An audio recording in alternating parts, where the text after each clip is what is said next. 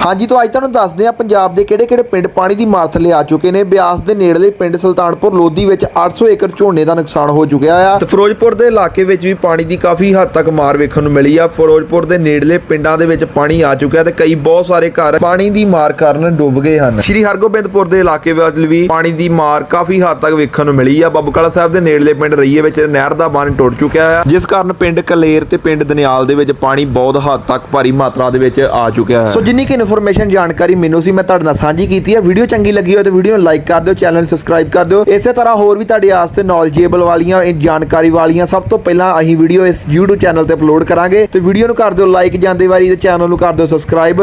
सो तुहाडे वास्ते अहीं होर इसे तरह नॉलेजेबल वालियां वीडियो लिआउंदे रही।